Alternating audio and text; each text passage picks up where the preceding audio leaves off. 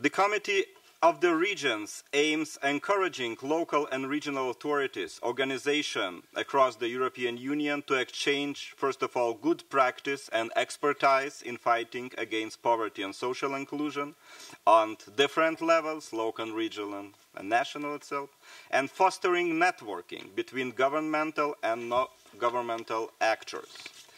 In our event, we are coming here in this forum. 24 local projects and programs will be presented.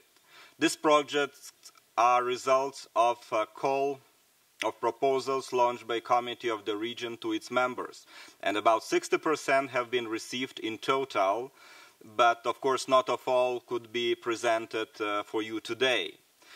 And the Committee of the Regions, by the recommendation, have grouped those programs into three aspects. First group is making local social services more accessible to all. The second big group, preparing people for integration in the labor market, because current economic crisis, it's still ongoing crisis, hits hard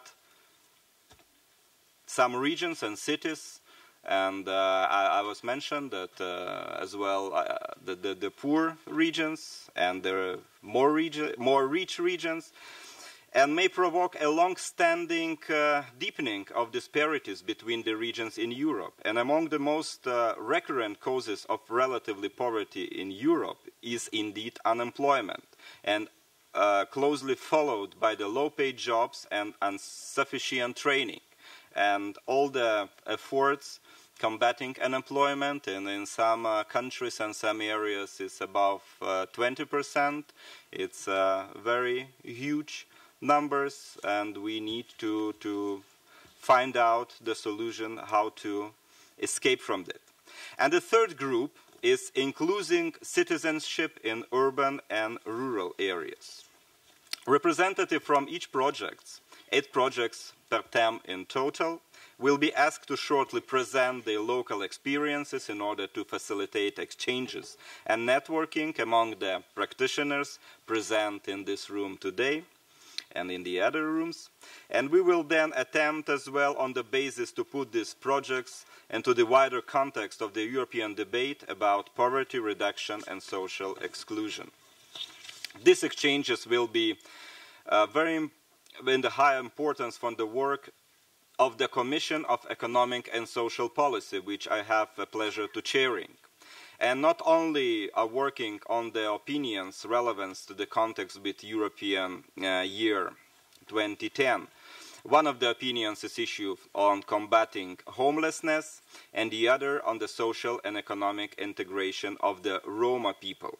But also the European Commission is planning to publish later this year a communication aiming at transforming the open method of coordination in the social inclusion area into the platform against poverty as the objective of EU 2020 strategy.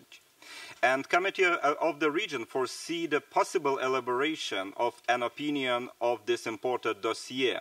But more generally, it is critical that local and regional authorities are involved in the governance and this multi-level platform, given the key role as they regard the implementation of the European Union defined guidelines in the field of social policy. I'm personally in the frames of the CIVEX Commission, preparing and hope tomorrow will be adopted the opinion on implementation of right of time, also with a big focus on the combating children's inclusion and the combating poverty.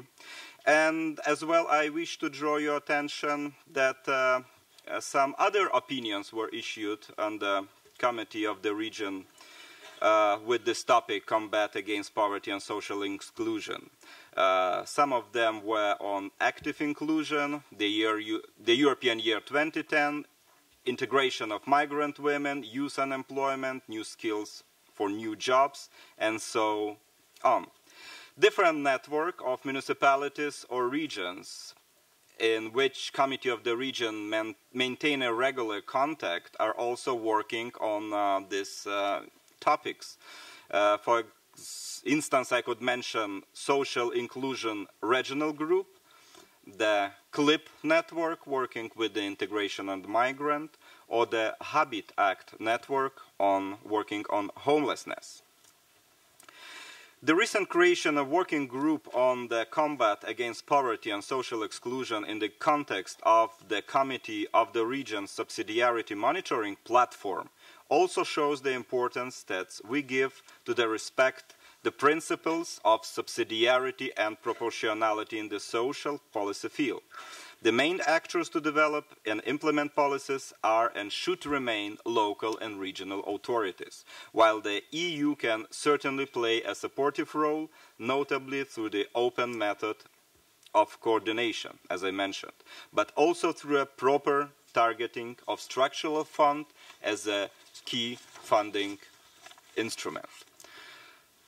Dear guests, speakers and colleagues, I wish you interesting presentation, fruitful discussion in this afternoon and tomorrow's session, and let's share our experience. Thank you for your attention.